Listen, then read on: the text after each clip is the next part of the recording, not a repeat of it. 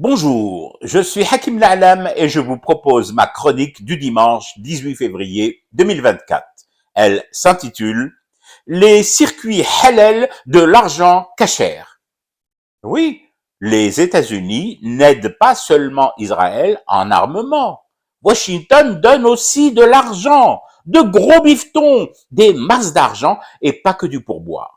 Mais attention les chacals, toujours là à guetter l'odeur et la couleur du flous et à essayer de manière maniaco-dépressive en localiser la provenance. Les États-Unis refilent à Tel Aviv des dollars halal, à la traçabilité sans faille. On sait d'où ça vient et on sait où ça va.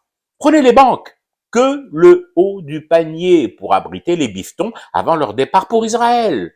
Vous voulez des enseignes, des noms de banques qui ont pignon sur rue à Wall Street et succursale en veux-tu en voilà à Tel Aviv. Il n'y a qu'à demander, petits suspicieux.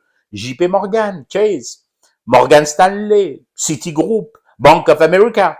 Encore un ou une pour la route, même si la liste est longue comme le bras. Goldman Sachs, dont j'hésite d'ailleurs à vous donner le nom du PDG, de peur que vous ne me fassiez aussitôt reproche et procès de délit de faciès, ou plutôt de discrimination à la sonorité patronymique. Ah, vous insistez pour le savoir. Bon, le patron de Goldman Sachs s'appelle David Solomon, oui, avec 3 O. Mais non, je ne céderai pas à la facilité et aux raccourcis qui s'appuient sur les consonances ethniques, raciales ou religieuses des PDG ou des membres des conseils d'administration des plus grosses banques et institutions financières américaines pour en conclure à quoi que ce soit. Vous me connaissez tout de même.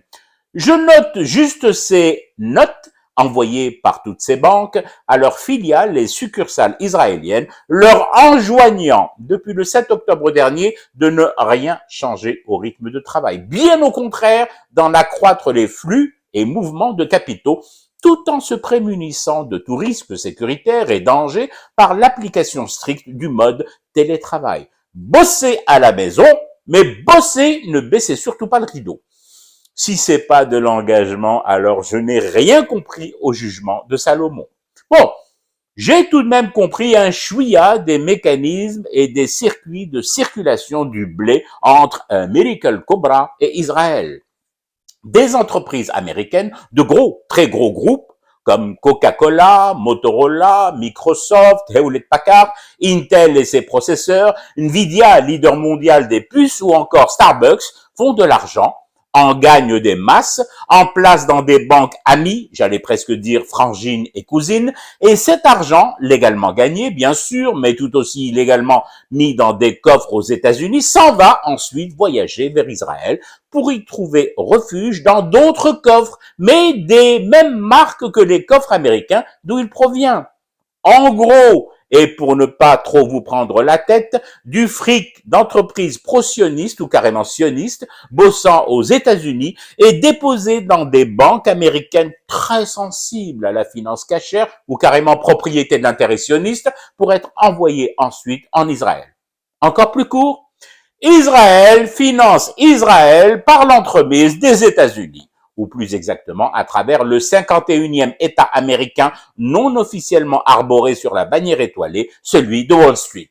Plus court je ne peux pas, sinon c'est la migraine assurée et l'obligation pour vous et moi de fumer en permanence du thé pour rester éveillé à ce cauchemar qui continue. C'était Hakim La'alam, je vous retrouve demain pour une autre chronique et une autre façon de dire son amour à l'Algérie.